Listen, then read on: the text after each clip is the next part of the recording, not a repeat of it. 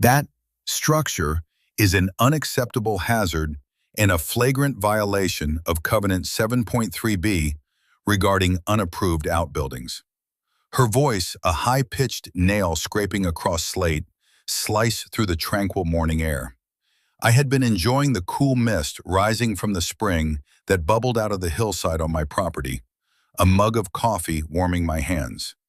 Now that simple peace was shattered by the presence of Brenda McMillan, president of the Oak Haven Estates Homeowners Association, who was currently standing 10 feet inside my property line, pointing a trembling, accusatory finger at the oak door of my new root cellar.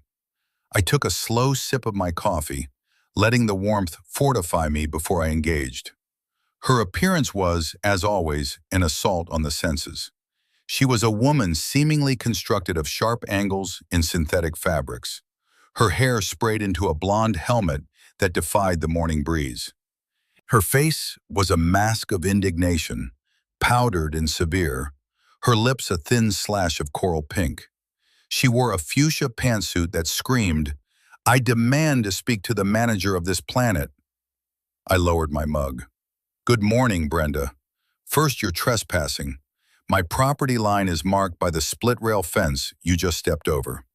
Second, this is a root cellar, not an outbuilding in the sense of a shed or a garage." "Semantics!" she shrieked, taking another aggressive step forward. Her cronies, two interchangeable men in matching polo shirts named Bob and Stu, hovered nervously back on the HOA-controlled sidewalk, looking like lost golf caddies. "It is a structure. It is unapproved, it is unsightly, and I have received numerous complaints that it is unsafe." I glanced at the root cellar. I had spent the better part of 3 months designing and building it myself. The door was solid, 2-inch thick white oak, set into a fieldstone facade that I had painstakingly mortared into the hillside. It was designed to look as if it had been there for a century, a part of the landscape itself.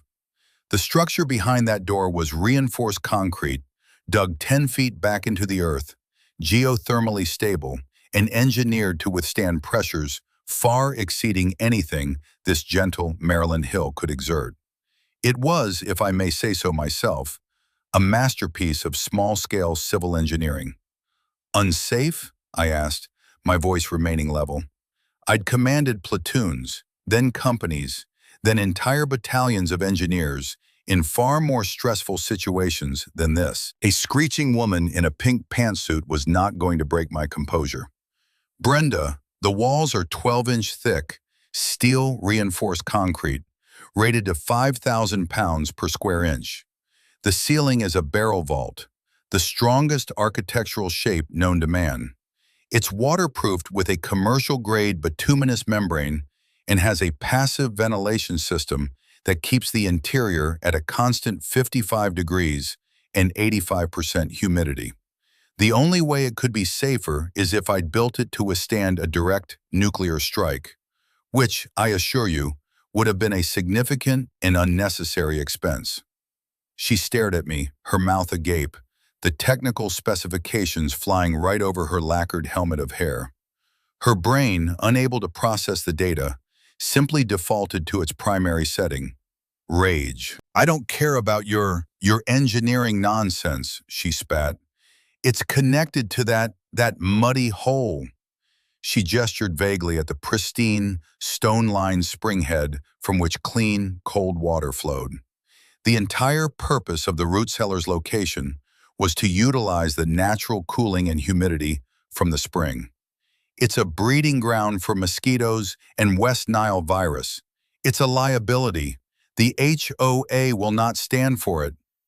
This is where I could feel the conversation shifting from merely unpleasant to strategically critical.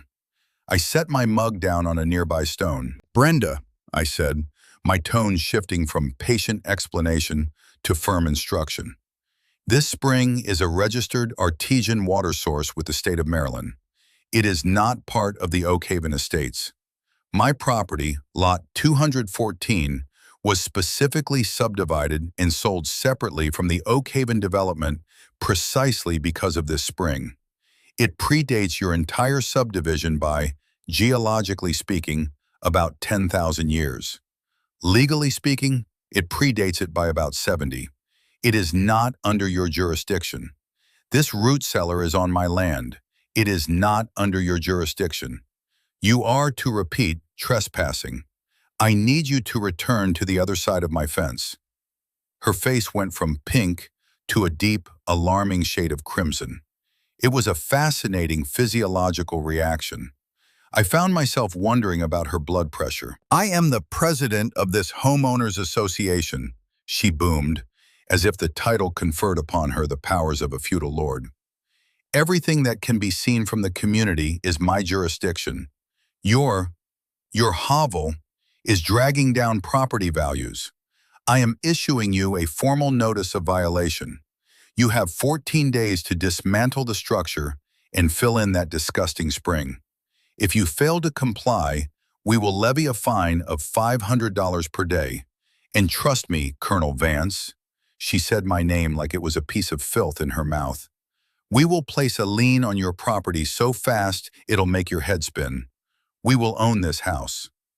She spun on her heel, a maneuver of surprising agility in her power suit, and marched back toward the sidewalk, her two acolytes falling in step behind her. I stood there for a long moment, listening to the gentle gurgle of the spring reclaiming the morning silence. I looked at the solid oak door of my cellar, a place I had built with my own hands as a monument to a peaceful retirement, a place to store the vegetables from my garden and the wine I was learning to make, a symbol of self-sufficiency in quiet enjoyment. And this woman, this petty tyrant of the cul-de-sac, had just threatened to take it all away.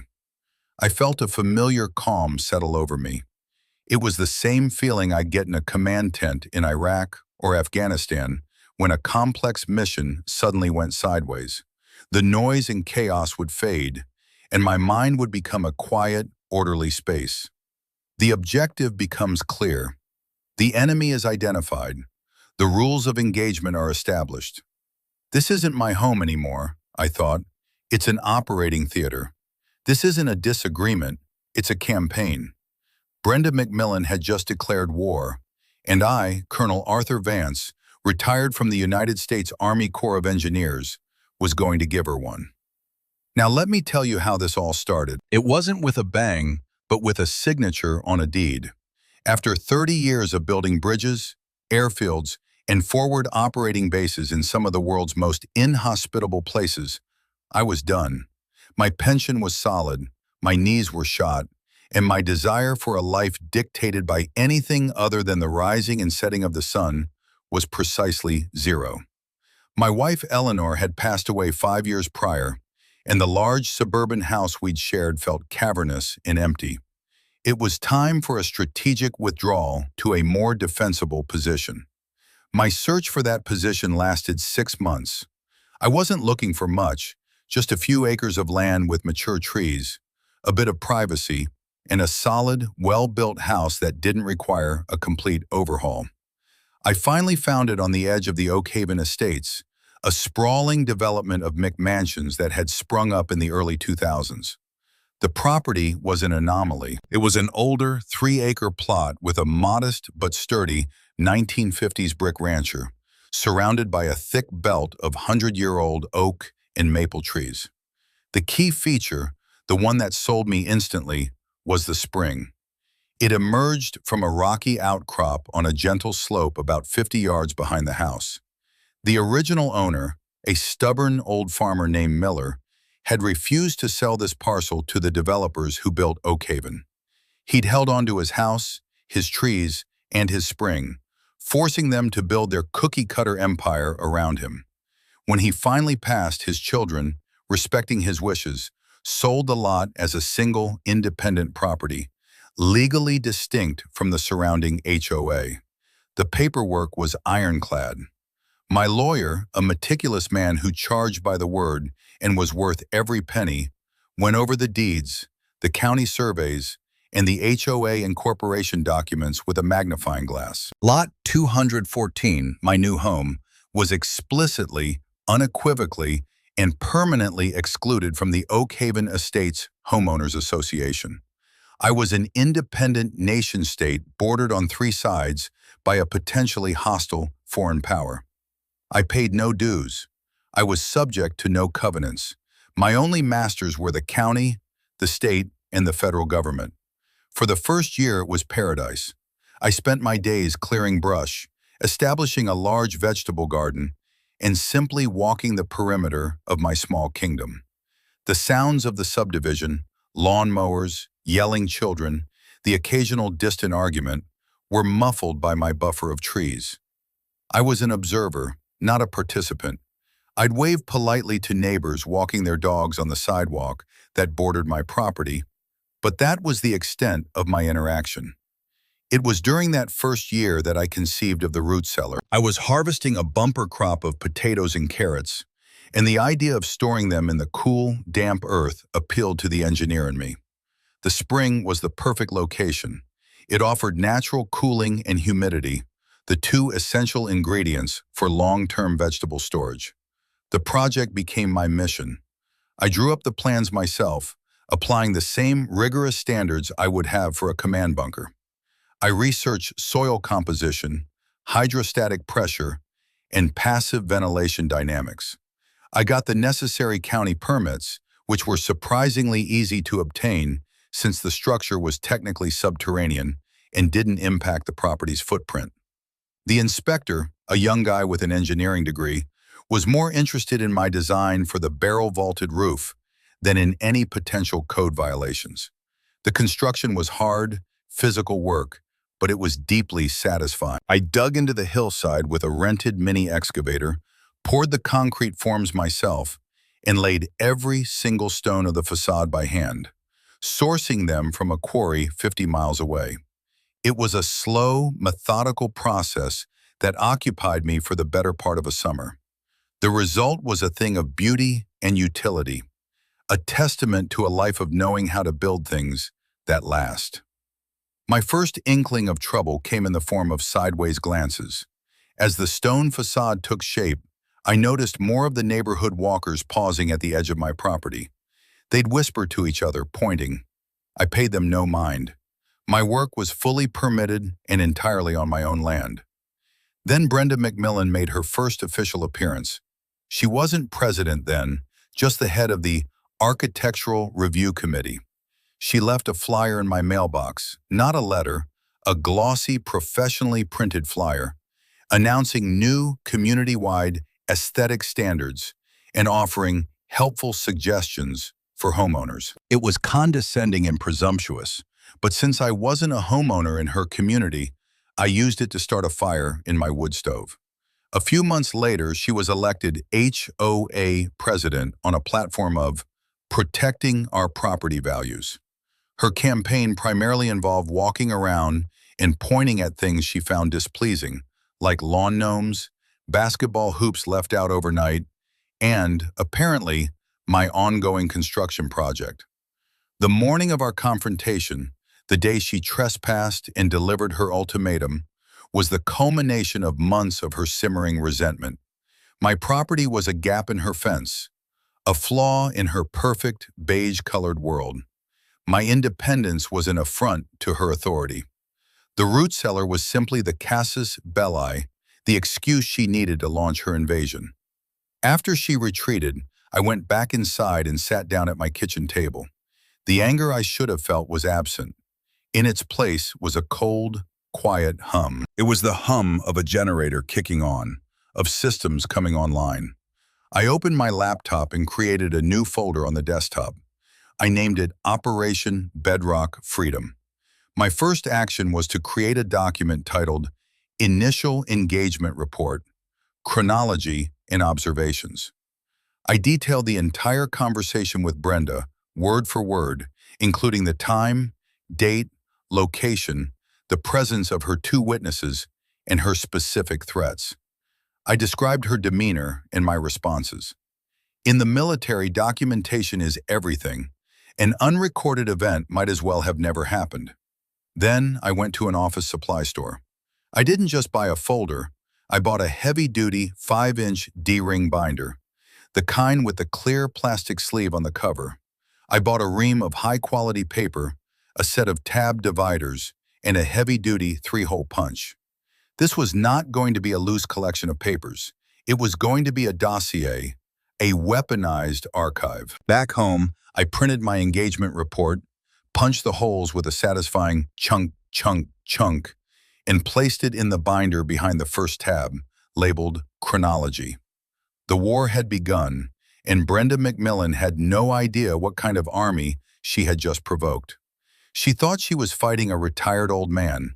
She was in fact fighting the entire institutional memory and procedural discipline of the United States Army Corps of Engineers, embodied in one very patient, very methodical, and now very motivated individual. The first official salvo from Brenda's side arrived 4 days later. It wasn't hand-delivered by a shrieking woman in pink. It was delivered by the mailman, which lent it a veneer of legitimacy it in no way deserved. It was a thick, cream-colored envelope made of heavy cardstock that felt both expensive and pretentious. In the upper left corner, an embossed logo in gold foil depicted a stylized oak tree over the words Oak Haven Estates, HOA, Preserving Community Excellence. I snorted. Preserving community compliance was more like it. Inside was a single sheet of matching cardstock. The letter was a masterpiece of passive-aggressive corporate jargon. It was addressed to current resident, a deliberately impersonal touch. It referenced a visual inspection conducted on date of the confrontation and cited a violation of Article 7, Section 3, Subsection B of the Oak Haven Estates Covenants, Conditions, and Restrictions. The violation, it stated, was the construction of an unapproved, non-conforming auxiliary structure. It made no mention of the root cellar by name, referring to it only as the structure. It also cited a new, freshly invented violation, Article 9, Section 5, Alteration of Natural Drainage and Topography. This was clearly her flimsy legal justification for demanding I fill in the spring. The letter informed me that a fine of $500 had been levied against my property. It gave me 14 days from the date of the letter to remediate the violations. Remediation, it clarified, meant the complete removal of the offending structure and restoration of the landscape to its original, unaltered state. A second fine of $1,000 was attached for the topography alteration. A neat little sum of $1,500 just to start. Failure to comply, the letter concluded, would result in additional daily fines, legal fees, and the swift placement of a lien against my property. It was signed in a flourish of looping, self-important cursive, Brenda McMillan, President. I read it twice, a grim smile spreading across my face. This was perfect. It was arrogant, it was legally baseless, and most importantly, it was in writing. It was evidence. I didn't get angry. I got to work. First, I took the letter and the envelope and carefully placed them in archival quality plastic sleeves. Then I 3-hole punched the sleeves and added them to the binder behind a new tab labeled Hostile Correspondence. Next, I booted up my computer and began drafting my response. This was not a task to be rushed. A counterattack must be precise, firm, and built on a foundation of irrefutable fact. I spent 2 hours composing a 2-page letter. My tone was polite, professional, and utterly uncompromising. The letter began by acknowledging receipt of their correspondence. Then, point by point, I began to dismantle their position. Point 1.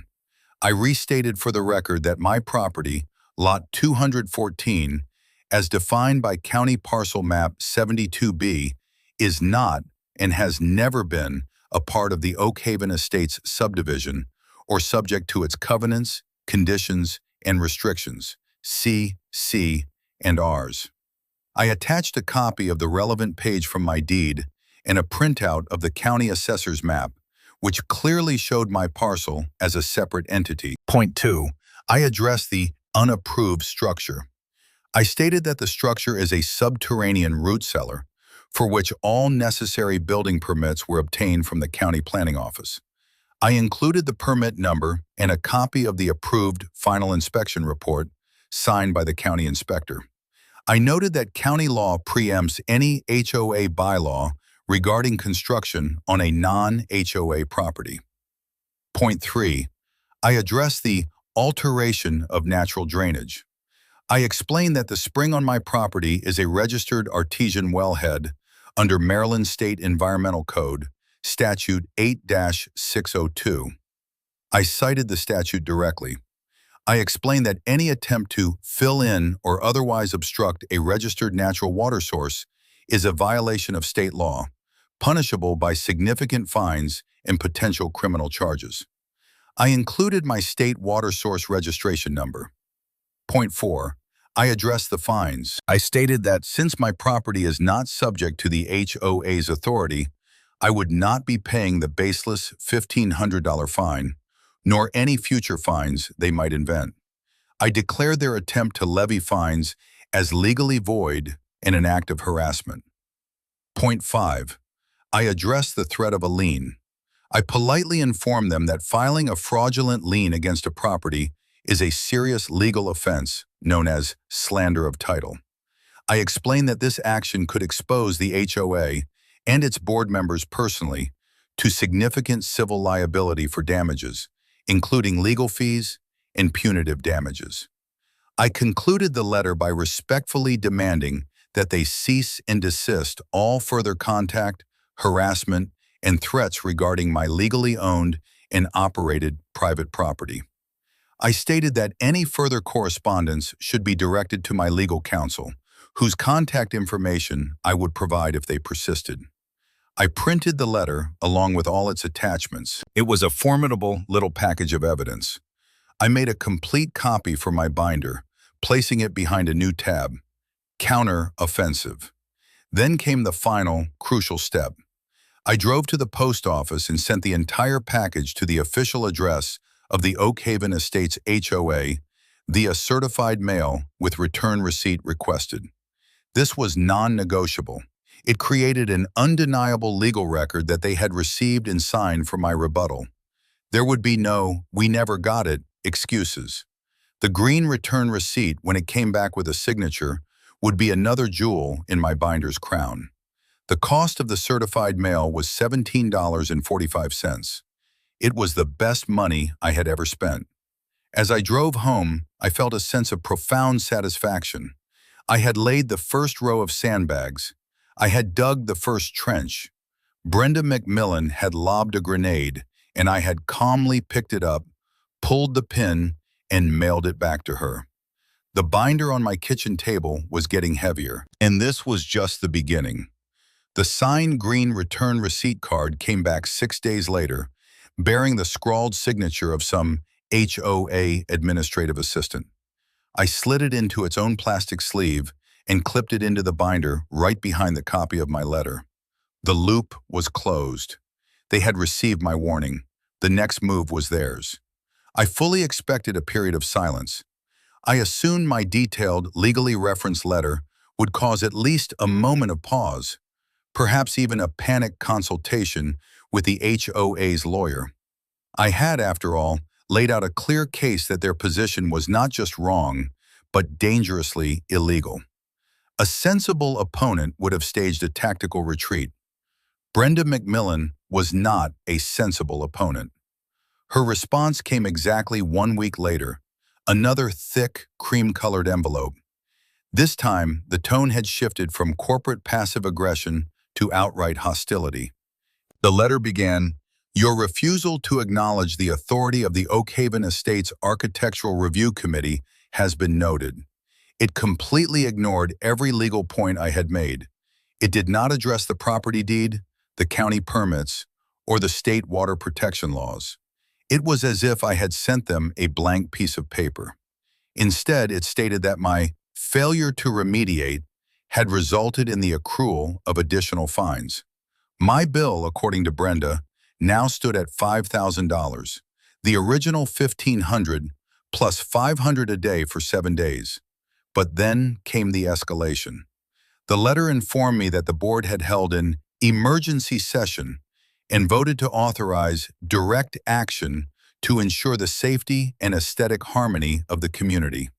This direct action, the letter vaguely threatened, would involve hiring contractors to abate the nuisance at my expense. The cost of this abatement, it warned, would be added to my ever-growing list of fines and incorporated into the lien. It was breathtaking in its audacity. She was announcing, in writing, her intention to hire men to come onto my private property to illegally destroy my root cellar and obstruct a state-protected spring. And she was going to send me the bill. This was no longer just harassment. This was a declaration of intent to commit criminal trespass and destruction of property. I slipped the letter into its sleeve and added it to the binder. My hostile correspondence section was growing nicely. It was at this point I realized my initial strategy of simple, documented defense was insufficient. Brenda wasn't just a petty tyrant. She was an irrational actor, immune to logic and reason. Defending my position wasn't enough. I had to dismantle hers. Completely. Operation Bedrock Freedom now moved into its next phase: reconnaissance and alliance building. My first step was to deepen my legal research. My initial letter had been based on a quick search of the most obvious laws. Now I needed to build an ironclad fortress. I spent the next 3 days in my study, surrounded by law books I ordered online, and diving deep into legal databases. I wasn't just a retired engineer anymore. I was becoming a paralegal specializing in property and environmental law. I printed out the entirety of Maryland's laws regarding private property rights, easements, and trespass. I cross-referenced them with county ordinances. I found legal precedents from court cases involving disputes between HOAs and non-member homeowners. The case law was overwhelmingly on my side. Courts consistently ruled that an HOA's authority ends, absolutely, at the property lines defined in its own founding documents. Then, I found the real smoking gun. It was buried in a subsection of the state's environmental code, a recent amendment called the Private Well and Spring Protection Act. It turned out a few years back, a developer in another county had tried to drain a series of natural springs to build a golf course, causing a huge public outcry.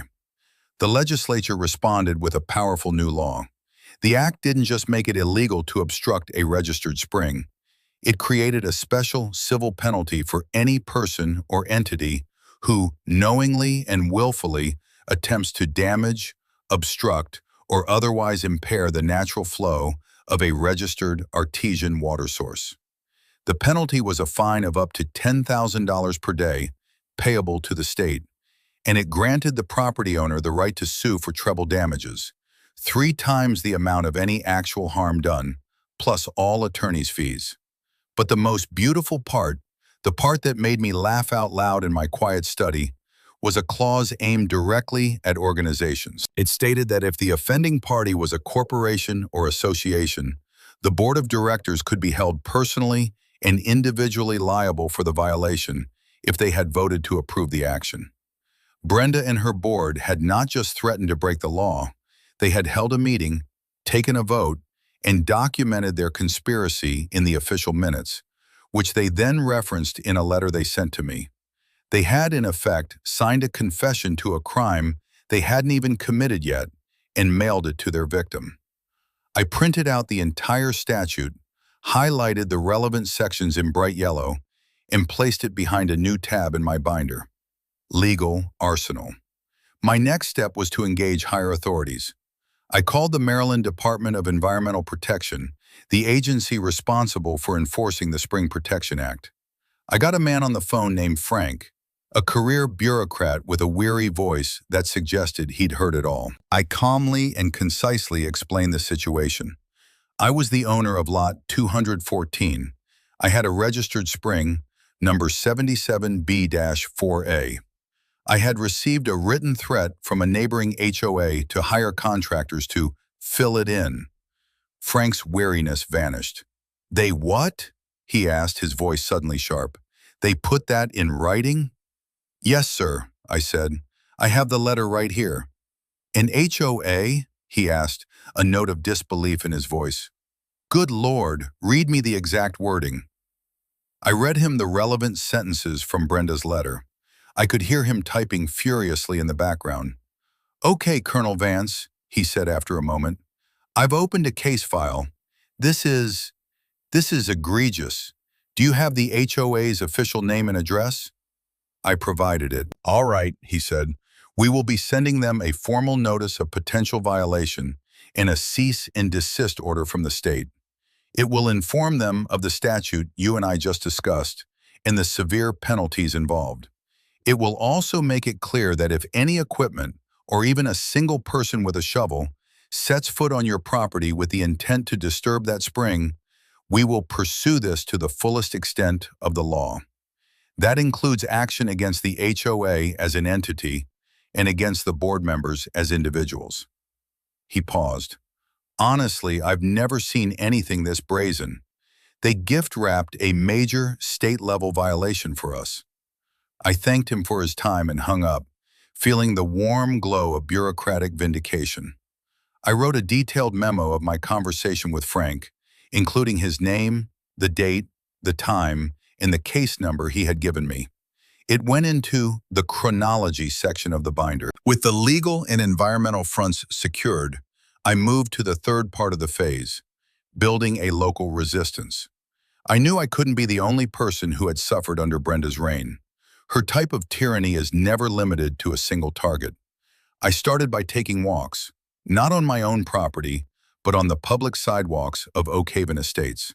I timed my walks for the late afternoon, when people were out watering their gardens or getting their mail. My first encounter was with a man in his late 60s who was meticulously tending a bed of prize-winning roses. I recognized him as Mr. Henderson. I complimented his flowers and he lit up. We chatted for a few minutes about fertilizer and pests before I casually mentioned I lived in the old Miller house. His face clouded over.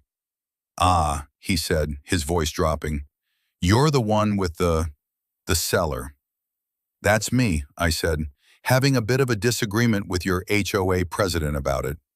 Mr. Henderson glanced nervously up and down the street, as if Brenda's spies were hiding in the manicured hedges. Be careful, my friend, he whispered. That woman is a viper. Last year, she tried to fine me $200 because my roses, she said, were attracting Japanese beetles that could migrate and damage other people's lawns. My roses! I've been winning county fairs with these for 20 years. What did you do? I asked. I had to hire an entomologist to write a report proving that the beetles are endemic to the entire region and that my roses were no more of an attractant than any other plant. Cost me $300 to fight a $200 fine. I won, but she's had it out for me ever since. I expressed my sympathy and asked if he would be willing to write down his story for me, just for my own records. He hesitated, then nodded grimly. I will, he said. It's time someone stood up to her. My next conversation was with a woman a few streets over, Mrs. Gable, a sweet-faced retired schoolteacher who was filling a bird feeder. We had a similar exchange. I introduced myself, and her demeanor immediately became furtive. Oh, you poor man, she said. Brenda has been talking about your illegal bunker at all her committee meetings. She's completely obsessed. Has she given you any trouble? I asked gently. Trouble? She let out a humorless laugh. Last fall, she sent me a violation notice because my bird feeder was a sanitation hazard and was attracting vermin. Vermin. She meant squirrels and blue jays. She demanded I take it down. I've had a bird feeder in my yard for 40 years. It was a gift from my late husband. Did you take it down? I did, she said, her eyes welling up. I'm a widow. I live on a fixed income. I can't afford to fight her. The fine she was threatening, I just couldn't risk it. I just put it back up this week, hoping she won't notice. My heart ached for her. This was the true cost of Brenda's tyranny. It wasn't about money. It was about stealing people's small joys. I asked her, as I had Mr. Henderson, if she would be willing to share her story. She tearfully agreed. Over the next week, I collected 4 more stories. A young family fined because their children's playset was made of brightly colored plastic instead of approved natural wood tones. A man ordered to remove a small vegetable garden from his own backyard because it violated the all-grass aesthetic. A couple who received a violation for leaving their garage door open for more than 3 hours. Each story was a small testament to Brenda's petty, obsessive need for control.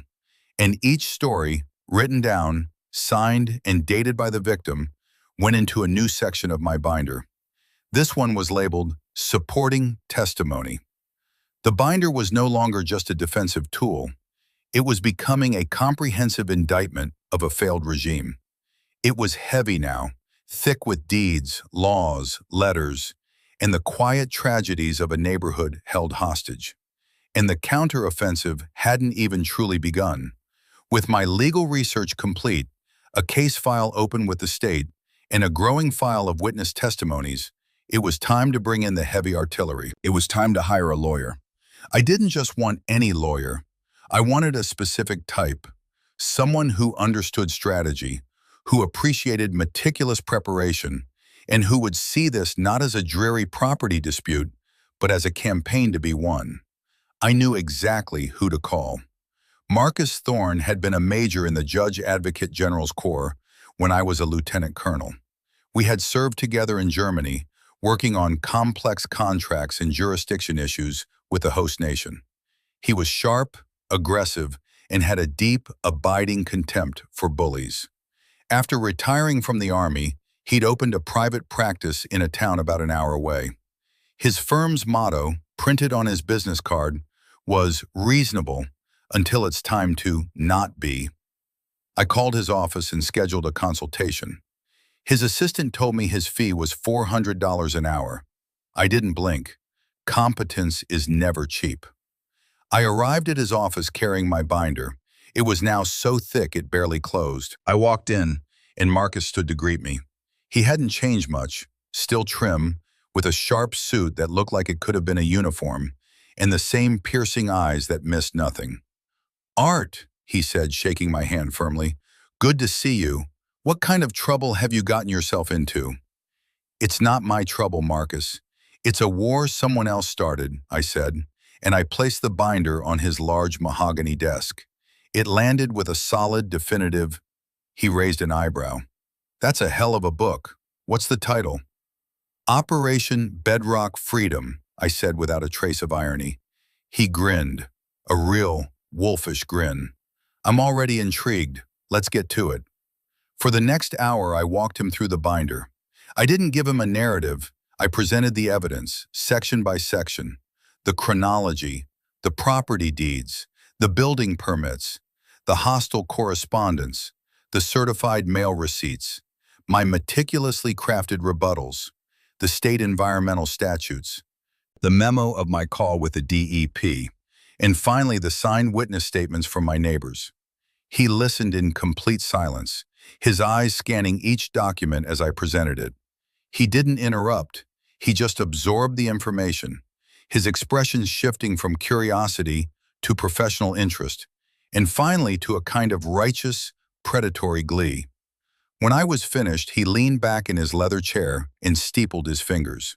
He was quiet for a full minute, looking at the open binder. "Art," he said slowly, "this isn't a case file.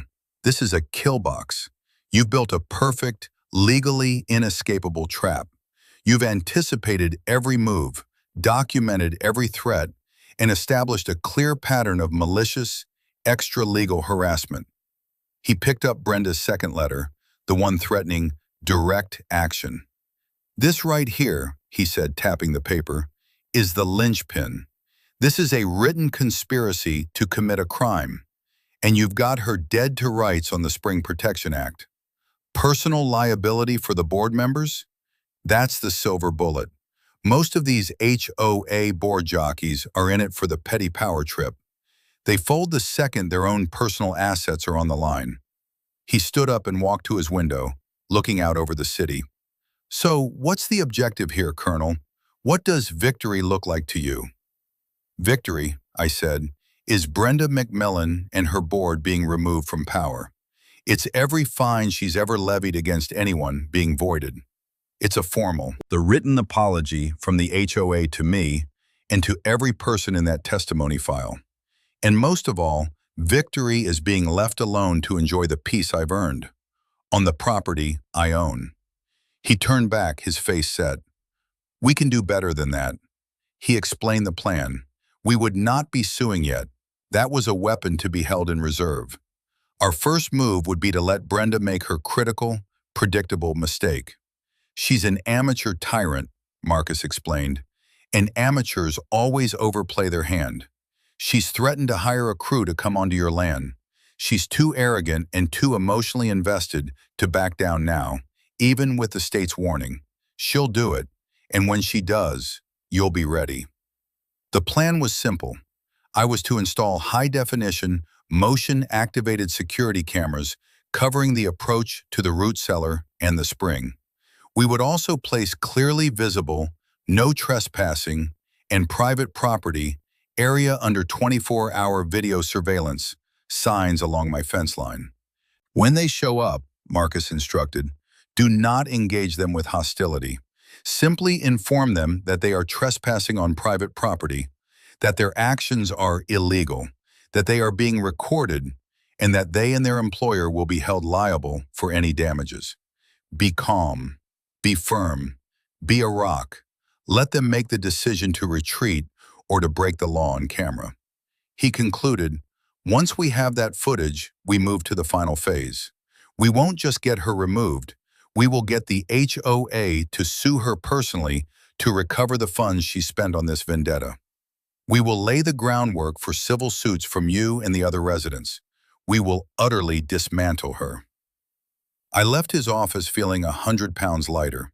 I had a commander, a strategy, and a clear path to victory. I paid his retainer without a second thought. The very next day, I had a professional security system installed. 4 small, discreet, high-resolution cameras, their unblinking eyes now guarding the approaches to my little sanctuary. I posted the signs Marcus recommended. My property was now a fortified position, wired for intelligence gathering. Now, all I had to do was wait for the enemy to walk into the kill box.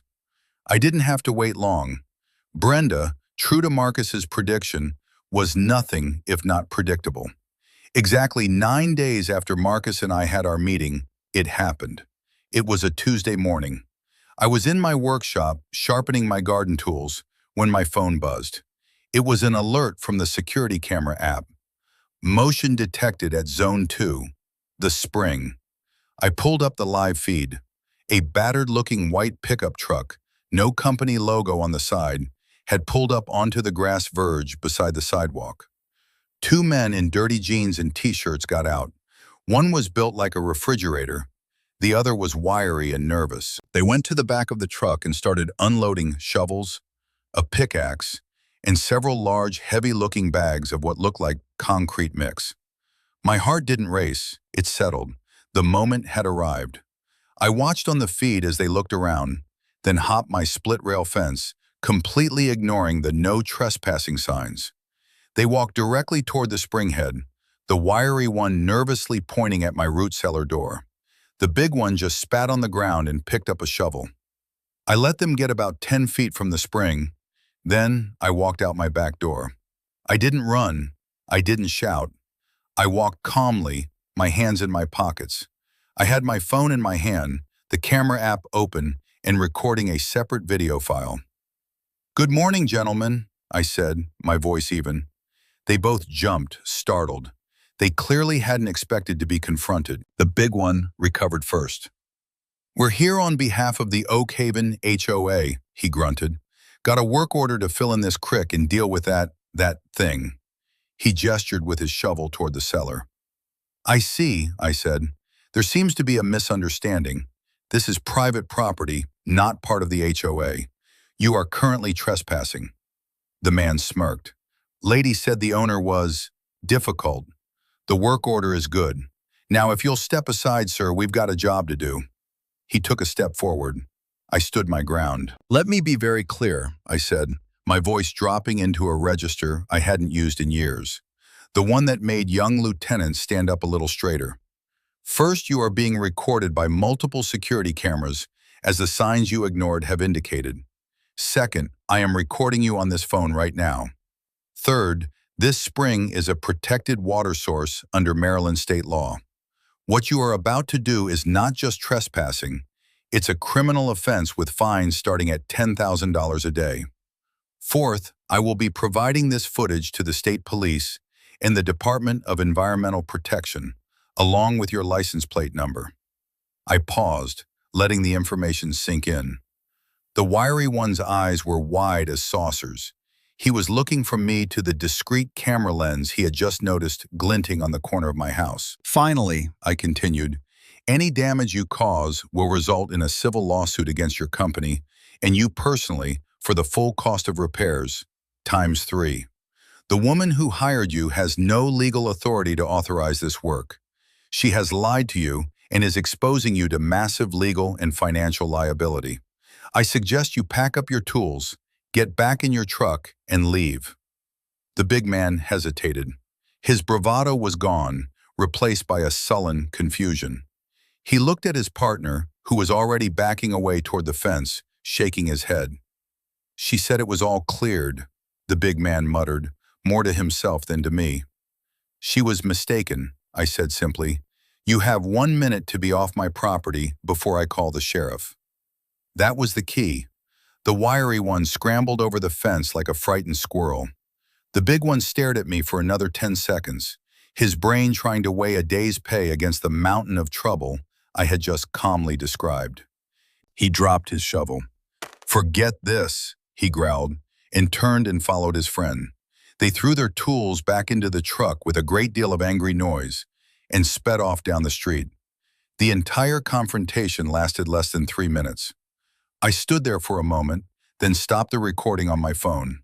I saved the file. I went back inside and downloaded the high-definition footage from the security cameras. It was perfect. It showed the truck, the license plate, the trespass, the tools, the entire conversation, and their hasty retreat. I uploaded the video to a secure cloud server and sent the link to Marcus. His response came 5 minutes later via text message. "Christmas came early. Well done, Colonel. Phase 2 is complete. Stand by for Phase 3. The video was the catalyst. Marcus advised me to share it, but not widely. I sent the link to Mr. Henderson, Mrs. Gable, and the other 4 families who had given me their stories. I attached a simple message. "This happened this morning. The HOA president hired these men to come onto my property. This is how far she is willing to go." The effect was electric. Their fear, which had kept them silent and compliant for so long, was instantly burned away by a hot flame of outrage. Seeing Brenda's threats made real, seeing her willing to send workmen to a neighbor's house like a common thug, galvanized them. Mrs. Gable called me, her voice trembling not with fear, but with anger. "That woman," she said, "she has to be stopped. What can we do?" "There's a plan," I told her, "and you're all part of it." 2 days later, the final piece of the puzzle fell into my lap. I received a plain brown envelope in my mailbox with no return address. Inside was a USB flash drive and a single sheet of paper with a typed message. "I was the treasurer for the HOA board until last month. I resigned because I could no longer be complicit in Brenda's mismanagement. What you're looking for is in the legal and professional fees and community events folders. Good luck." It was unsigned. I knew instantly it must be from David Chen. The man Mr. Henderson had mentioned had quit the board in disgust. He was my inside source, my deep throat. I put the flash drive into an old, air-gapped laptop I kept for just such occasions, not wanting to risk connecting an unknown network. What I found was a complete dump of the HOA's financial records for the past 2 years. It was worse than I imagined. Marcus had suspected she was using HOA funds for her vendetta, and he was right. Under legal and professional fees, there were thousands of dollars paid to the HOA's law firm, with notations like, consultation re Vance property, and drafting of covenant violation notices. She was using the community's money to harass a non-member. But the real bombshell was in the community events budget. Brenda had been using the HOA credit card for expenses that had nothing to do with the community. There were charges for lavish dinners at expensive restaurants, bills from a high-end salon, receipts from a designer boutique, and even a charge for 2 round-trip airline tickets to Florida. She had been embezzling, not just mismanaging funds, but actively stealing from her neighbors to fund her lifestyle, disguising it all under a vague budget line item. It was the kill shot.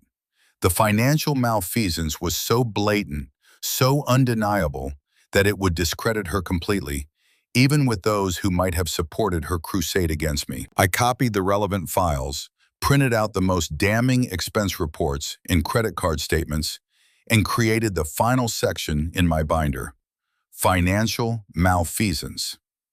I drove the originals to Marcus's office that same afternoon. He reviewed the documents, a slow, grim smile spreading across his face. "Checkmate," he said softly. "It's time to call the meeting."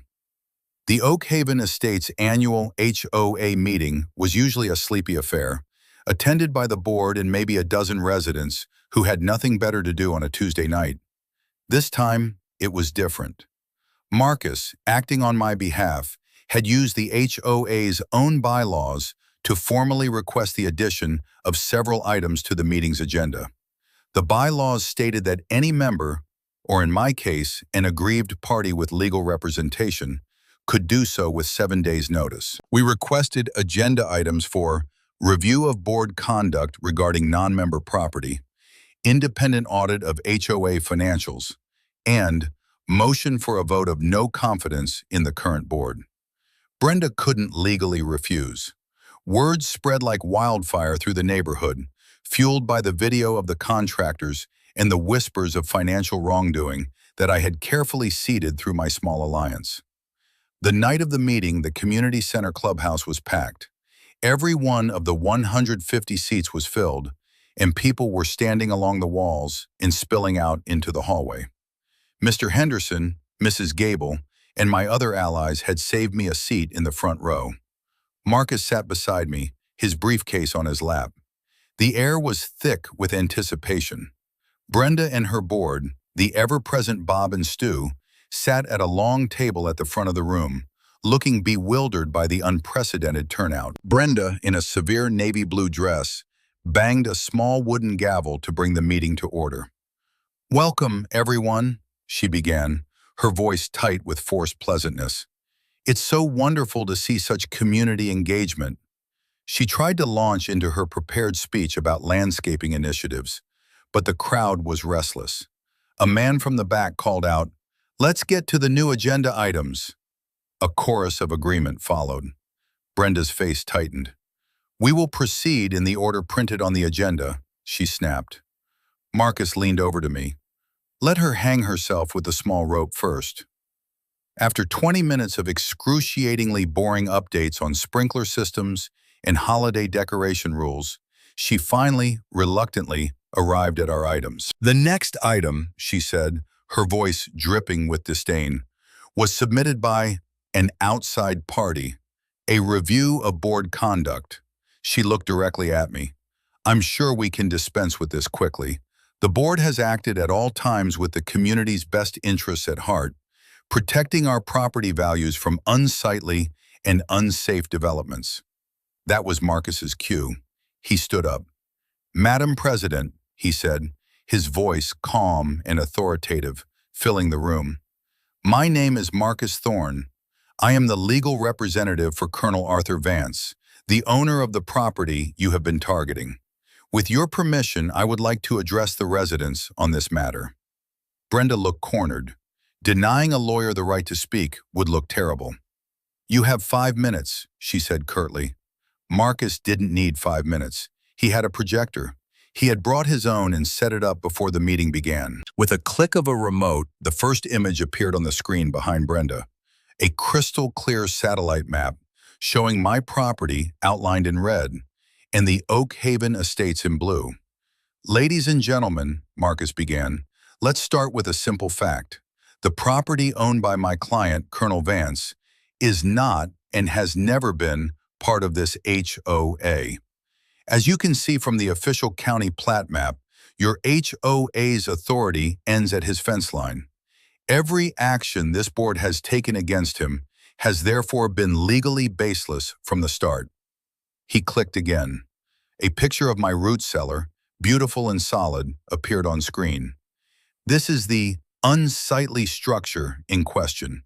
It is a fully permitted, county-inspected root cellar. Here are the permits. Click. The signed county permits appeared. The board, led by Ms. McMillan, has been harassing my client for months over this legal, permitted structure on his own land. Here is the correspondence. Click. Her threatening letters appeared on screen, the key phrases highlighted in red. A low murmur went through the crowd. Now it gets worse, Marcus said, his voice grim. The board threatened to abate the nuisance themselves. This is a video of the men they hired, trespassing on my client's property with the intent to destroy it. He played the video. The packed room was dead silent as they watched the footage of the two men, the shovels, my calm confrontation, and their hasty retreat. When the video ended, the silence was broken by angry muttering. People were turning to look at Brenda with open hostility. Her face was pale. She banged the gavel. This is an invasion of privacy. This is out of order.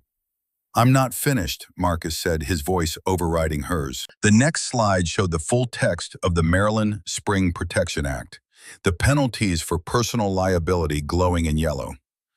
The board not only conspired to commit criminal trespass, they conspired to violate state environmental law, exposing this HOA to tens of thousands of dollars in fines and exposing themselves as individuals to personal financial ruin.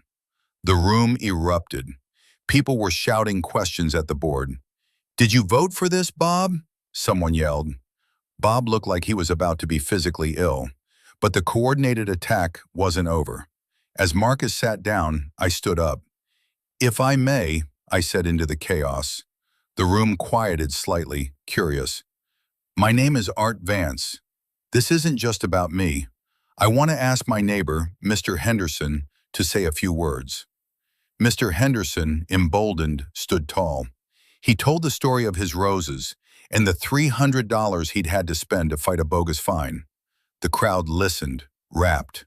Then I called on Mrs. Gable. She stood, her voice shaking but firm, and told everyone how Brenda had forced her to take down the bird feeder her late husband had given her. A woman in the crowd gasped. The mood in the room had shifted from anger to a kind of collective grief and fury. This wasn't just about me anymore. It was about all of them. One by one, my other allies stood and told their stories. The plastic playset, the vegetable garden, the garage door. It was a tidal wave of petty grievances that, taken together, painted a devastating portrait of a leader who ruled by fear and intimidation. Brenda was imploding. She was on her feet shrieking, "Lies! These are all lies! You're all just bitter because you can't follow simple rules. I have worked tirelessly to protect your investment." She banged the gavel over and over, but the sound was lost in the noise of the crowd. Then came the kill shot. Marcus stood up again. "Madam President, that brings us to our next agenda item, the independent audit of the HOA's financials." He clicked his remote. The HOA's budget summary appeared on the screen. Then he superimposed the first credit card statement. "Can you explain to the residents, Miss McMillan?" he asked, his voice like ice. "This $400 charge at Le Cordon Bleu, listed under community events?"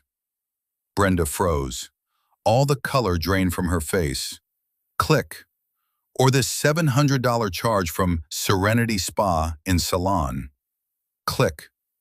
"Or these 2 first-class airline tickets to Palm Beach?" The room fell into a stunned, absolute silence.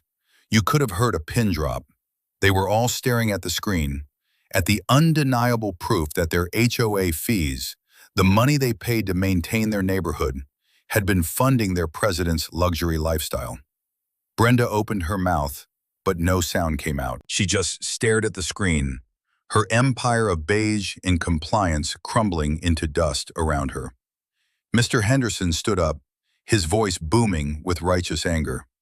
I make a motion for a vote of no confidence in the immediate removal of Brenda McMillan and any board member who voted with her. Seconded, yelled a dozen voices at once. A man who identified himself as a parliamentarian explained the procedure. A simple majority was all that was needed. He called the question. All in favor of the motion to remove the president and the board, say aye. The roar that filled that room was deafening. It was a primal scream of liberation, a unified voice of 100 households casting off their chains. It was the most overwhelming, thunderous aye I had ever heard. All opposed? The parliamentarian asked into the echoing silence. Nothing. Not a single voice. Not even Bob or Stu dared to speak. The motion carries, the man declared. Brenda McMillan, you are hereby removed from your position as president, effective immediately. Brenda stood there for a moment, stripped of her title, her power, her authority. She looked out at the sea of hostile faces, faces that had once feared her, now united in their contempt. She let out a small, strangled sob, then turned and fled. She didn't walk. She ran from the room, pushing her way through the crowd, a disgraced tyrant escaping her own people. The new regime was elected on the spot.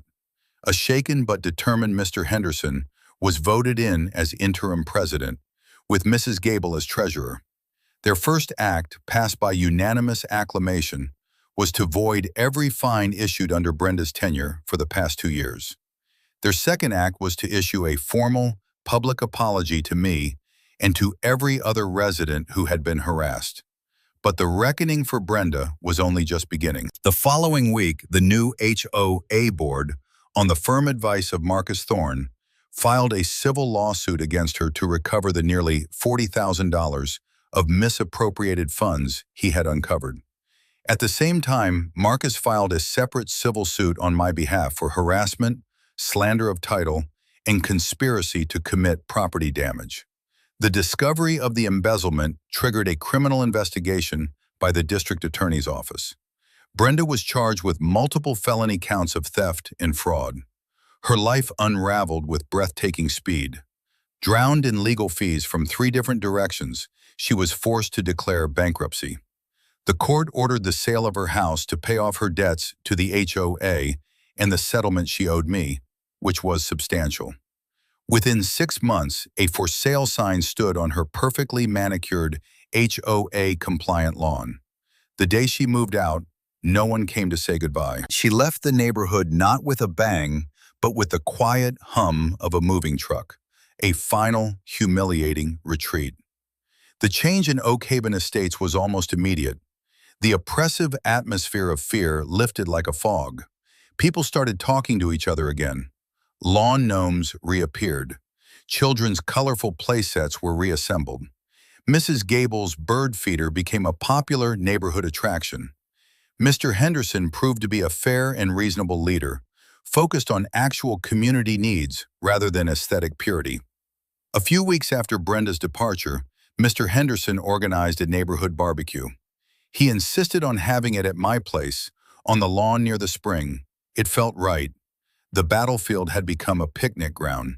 The whole neighborhood came. They brought salads and desserts, and their kids ran laughing through the trees. Many of them came up to me, shook my hand, and thanked me. Mrs. Gable gave me a hug and a jar of her homemade jam. They saw me as some kind of hero, a liberator. But I don't see it that way.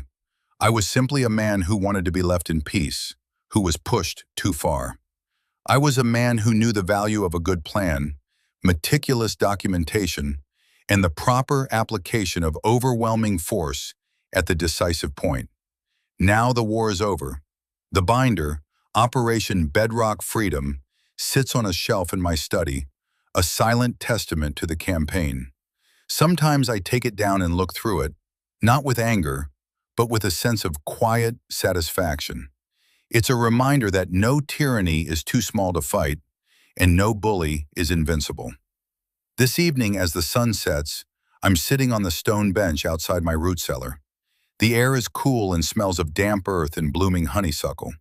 The spring gurgles its timeless song. I have a glass of the red wine I made myself, chilled to a perfect 55 degrees in the cellar behind me. It's not the best wine in the world, but it's mine. I look out over my small, quiet kingdom, my fortress of solitude. It's peaceful now, truly peaceful. And I realize the moral of the story isn't just about fighting back. It's about the simple, profound, and inalienable right to build something with your own hands, on your own land, and be left alone to enjoy it. It's a right worth defending, always.